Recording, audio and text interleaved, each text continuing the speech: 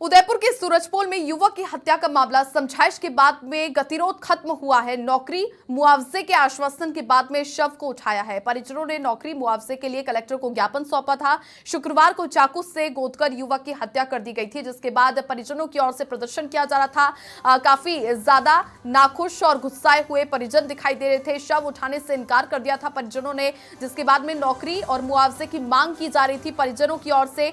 और चूंकि शुक्रवार को ही जो युवक है उसकी चाकू गोद करके हत्या कर दी गई थी।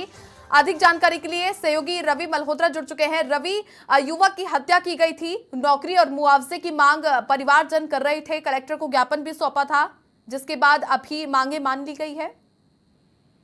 देखिए, खास तौर से जो है जिस तरीके से जो दो बड़ी मांगे थी, जिसमें एक नौकरी की मांग थी और उसके अलावा एक मुआवजे की मांग थी। इसके लिए फिलहाल जो है अभी संविदा पर नौकरी के लिए आश्वासन मिला है, तो वहीं उचित मुआवजा देने की जो आश्वासन है वो जिला कलेक्टर की ओर से दिया गया। तब जाकर जो है परिजन जो है इनका जो आक्रोश है अब वो थोड़ा ठंडा हुआ है। तब जाकर उन्होंने जो मोर्चे पे शव था रोहिन का, उसको अब लिया है अपने कब्जे में। उसके बाद अब आगे जिस तरीके की जो है उनकी जो रीति रिवाज के अनुसार जो है वो अब शव को लेकर गए हैं वो करेंगे। लेकिन बड़ी बात यहाँ पर एक बड़ा आक्रोश जो है धानमंडी थाना पुलिस को लेकर भी यहाँ पर परिजनों का देखा गया, क्योंकि इससे पहले जिस तरीके से रोहिन के बड़े भाई पर जो है चाकू से हमला हुआ था, उसके जांग में जो है जिस तरीके से चाकू मारे, तो आरोपी वही थे जिन्होंने रोहिन की हत्या करी थी। इसके बावजूद सिर्फ समझाइश करके जो है उन लोगों को आपस में जो है पुलिस ने भेज दिया था। तो ऐसे में एक बड़ा सवाल पुलिस पर भी उठता है कि क्या इस तरह से चाकू की हत्या, जिस तरीके से चाकूबाजी होने के बाद में भी क्या पुलिस सिर्फ एक समझाइश के बाद में इनको जो है भेज देती है, जबकि इनके ऊपर एक कानूनी कार्रवाई होती तो शायद, जैसा कि परिजनों का कहना है कि अगर कानूनी कार्रवाई होती, कड़ी कार्रवाई होती, तो आज रोहिन के ऊपर फिर से इतना बड़ा हमला करने की इन लोगों की हिम्मत नहीं होती, तो कहीं ना कहीं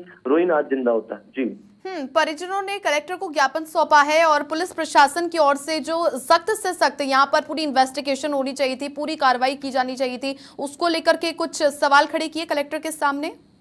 बिल्कुल बिल्कुल बिल्कुल जिस तरीके से कल रात को जिस तरीके से परिजनों ने जो है मीडिया के सामने जो है अपना बयान दिया है, तो वहीं जिस तरीके से जो है रोहिन के जो बड़े चाचा है, तो उन्होंने कलेक्टर से बिल्कुल सामने से है अपनी बात बताई। उन्होंने कहा है और बकायदा वो नावेद जो कि रोहिन का बड़ा भाई है उसको भी लेके गए थे, उसके जो गाँव थे वो भी उन्होंने वहां पर उनको कलेक्टर को दिखाए। और उसके बाद उन्होंने कहा कि अगर जिस तरीके से जो है बेखौफ होकर जो है आरोपी ने इस पर चाकू से हमला किया था नावेद को, उसके बाद रोहिन पर किया था, ऐसे में वो धानमंडी पुलिस पर जो है बड़ा सवाल किया है और पूरी बात जो थी वो कलेक्टर को यहाँ पर उन्होंने बताई है।